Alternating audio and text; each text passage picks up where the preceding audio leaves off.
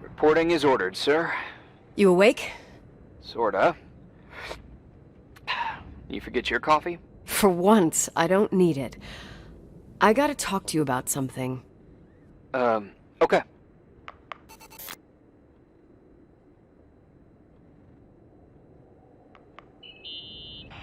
Here I am. You didn't tell me you knew Leonard. I thought we'd been through that. Let me finish. I spent the night going through his stuff, and I want to know what you think. About what? You obviously know more about this place than I do. About what went on here, since I left at least. What do you mean, you went through his stuff? What are you looking for? Someone calls me and says Rachel is alive. Then a lipstick appears out of nowhere. It feels like something weird's going on. Rachel is dead. That's what everyone says. But maybe the story deserves a second pass. There are too many gray areas. Look, the storm is dying down. You'll be able to leave soon and go back to your life. And you can forget about the whole thing, like you did 10 years ago. What do you care about this old business? It's not worth losing sleep over just to play detective. Look at it this way. I've always had a secret passion for Sherlock Holmes. Okay, let me hear what you're thinking. If there's one thing Leonard taught me, it's that you gotta listen to what's buzzing in your head. First, it might just be a confusing noise, but if you connect the dots, then it starts making sense. And right now, I've got a beehive in my head. All right, let's go hunt some bees then.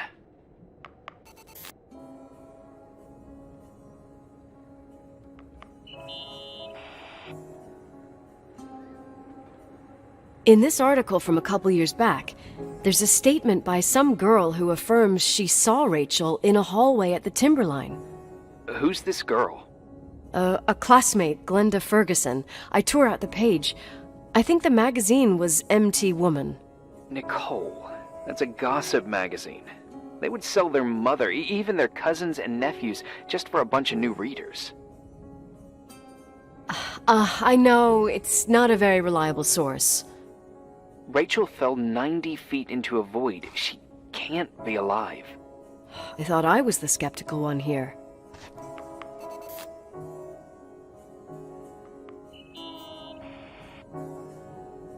So, listen to this. Graphologists doubt the authenticity of the suicide note left by the girl. Who said that? An investigative journalist. The article came out a year after her death. You think it's a setup? Perhaps. Okay, well, I'll hear you out.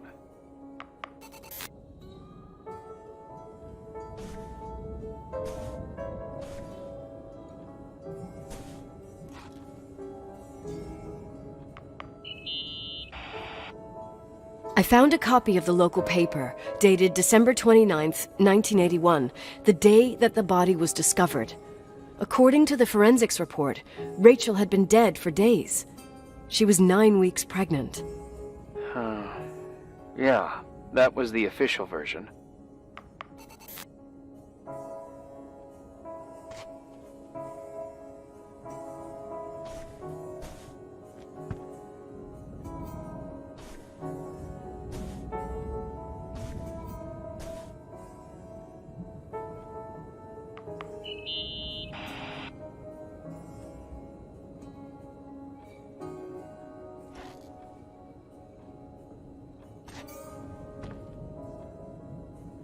You know, I can't stop thinking about Rachel's father.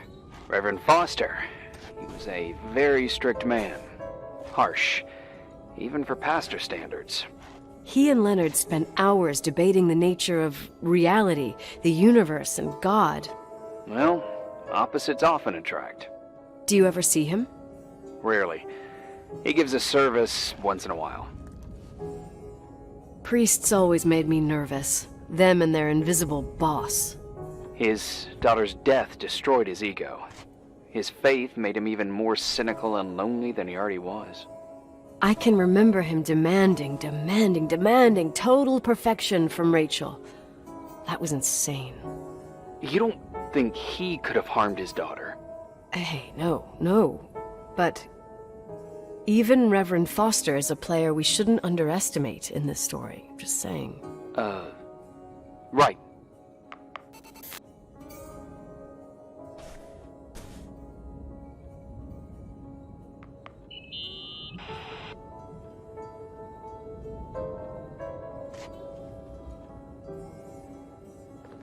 Remember the lipstick I found downstairs?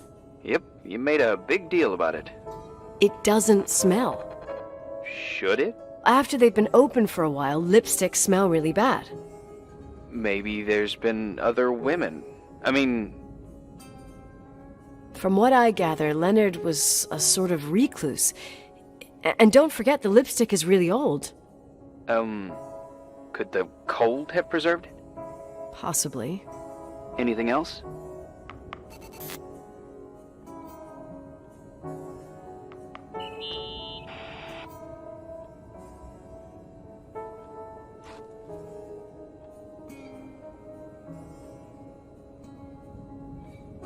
Hey, I found a book in Leonard's things. It's a collection of poetry, but it's got notes written in it. Did your father write them? What do they say? Dates, notes, thoughts. Listen to this. Today I saw Rachel. Or Rachel is sad. Or Rachel says she feels alone. He kept a diary about her. But the book was printed 8 years after Rachel's death. Do you mean it's like he was talking with Rachel after she died? As if he saw her. Well, I mean, there must be an explanation. Of course, there's an explanation for everything, and we've got to find it. Okay, I'd say that's enough. Yeah, that's enough for tonight.